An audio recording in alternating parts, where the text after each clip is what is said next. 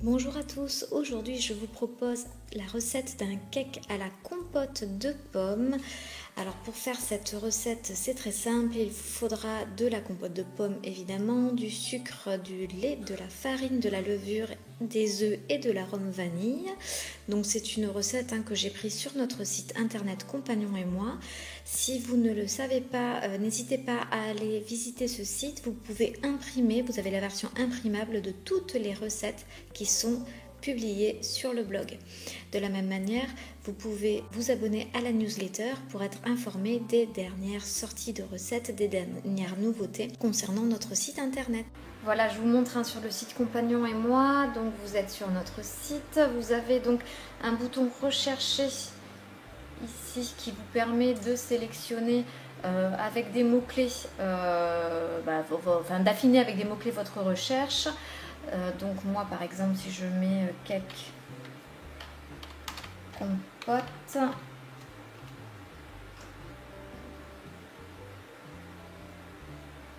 voilà, on tombe dessus.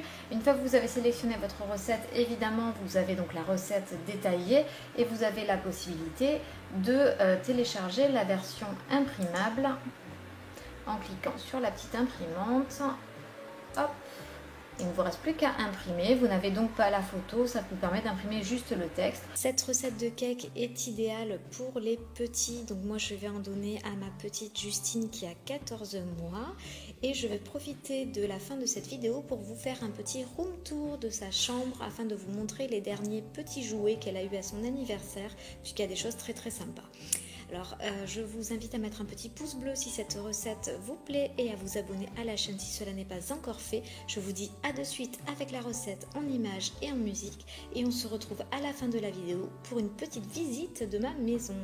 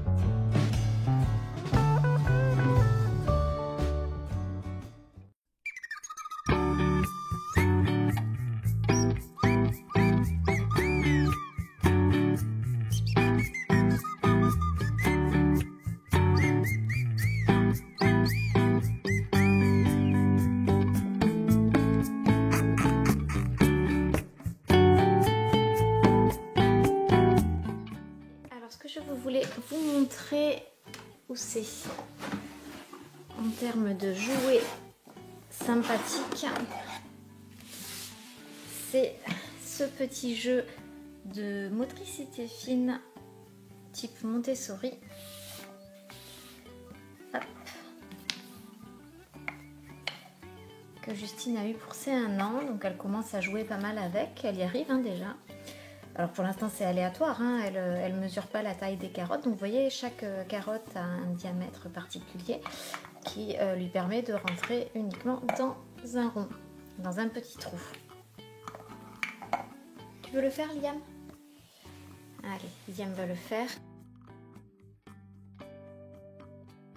c'est encore un petit peu difficile pour Justine, hein, vous voyez, mais en tout cas c'est super parce que c'est un jeu qui est évolutif. Donc la carotte, bah, c'est du bois, hein, c'est un jeu en bois, et puis la fan est en feutrine, donc c'est super mignon, et je pense que c'est relativement durable. Donc ça c'est le premier petit jeu que je souhaitais vous montrer. Le deuxième petit jeu que je souhaitais vous montrer, qui est une boîte à forme, donc ça c'est la traditionnelle. Alors celle-ci elle est super sympa parce qu'elle dispose d'un petit clapet qui permet à l'enfant d'aller récupérer ses trésors une fois qu'il a réussi l'exercice. Il y a plusieurs niveaux de difficulté, c'est ça qui est intéressant puisque c'est également évolutif et vous avez donc différentes plaques. Donc effectivement au début quand l'enfant est petit on ne lui propose qu'une seule forme afin qu'il puisse soit choisir l'élément qui convient, soit vraiment avec les tout petits lui donner l'élément et il va s'entraîner à le mettre à l'intérieur.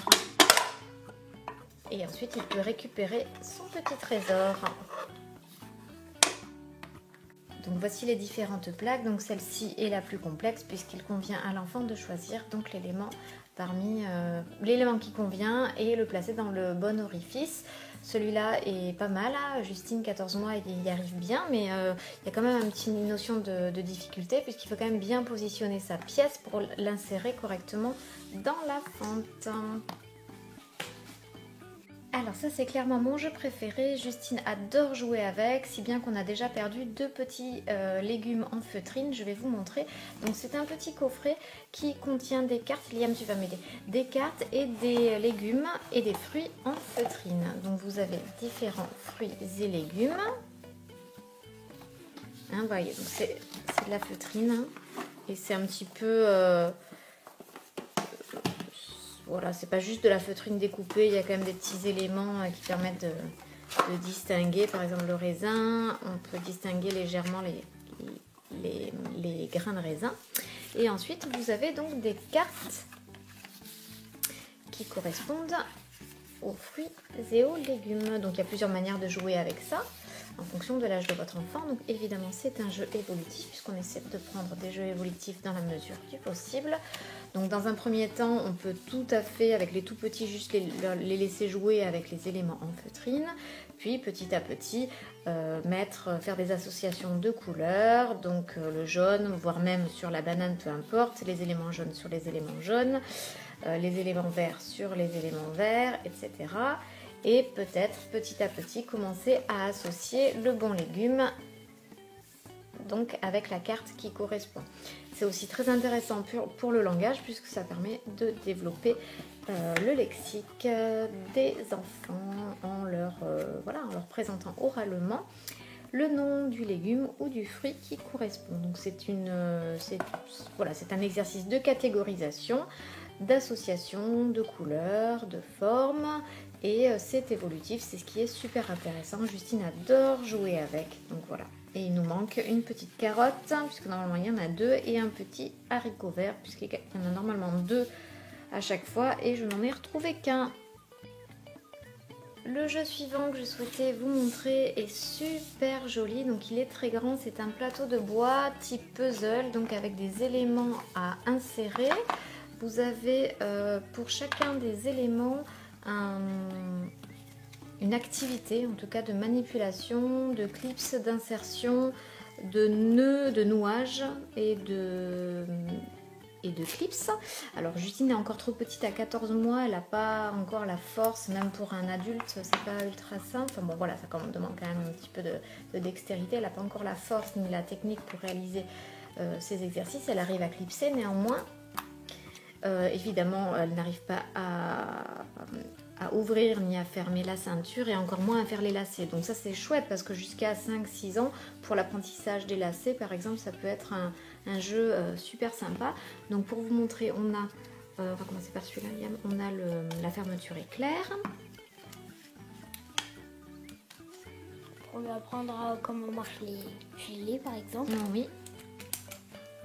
Hop, donc ça c'est le gros élément, tu le remets là du coup. Le gros élément. Et ensuite on a 4 petits éléments que l'on peut déplacer comme on souhaite. Donc le bouton, le clip, vas-y fais.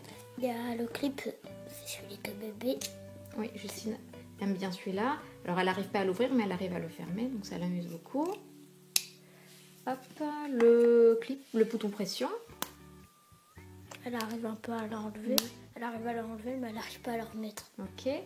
Et le bouton classique. Oui, le bouton. Elle n'arrive pas à l'enlever. Non, celui-là, il est assez difficile. Est-ce que tu arrives à le remettre? C'est un peu dur à le remettre. Bon, Liam a 8 ans, hein, donc évidemment, il y arrive. Le lacet. Donc, on peut s'entraîner à insérer le lacet dans les trous, mais également à faire un nœud.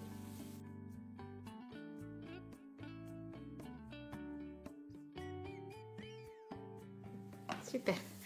Et voilà, et ensuite le dernier élément, c'est donc la ceinture de l'oursin.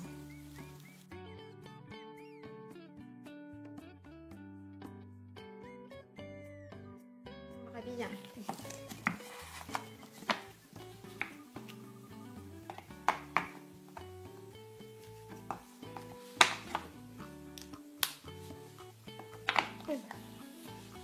Le dernier jeu que nous avons commandé pour Justine, elle est beaucoup trop petite pour le réaliser, mais c'est encore une fois évolutif. C'est ce jeu de tissage, je ne sais pas si on peut le dire comme ça. Donc c'est un ananas avec un petit verre trop mignon, bien rigide en bois. Et donc l'enfant peut s'amuser à passer le fil, faire des formes avec le fil sur donc le fruit. Les tout petits, 14 mois, Justine arrive à mettre dedans. Elle arrive à mettre dedans et à le sortir, mais voilà, c'est encore un petit peu difficile pour faire le mouvement, le mouvement de couture, si vous voulez.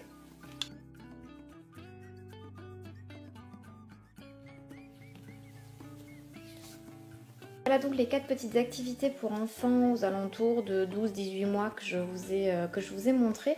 Je vous mets évidemment tous les liens de ces éléments, de ces articles en barre de description de la vidéo si jamais vous voulez voir, ainsi que la piscine à balles parce que je sais que vous allez me poser la question, et la licorne à bascule que vous avez vue en début de vidéo. Sur ce, je vous laisse et je vous dis à très bientôt pour une nouvelle vidéo.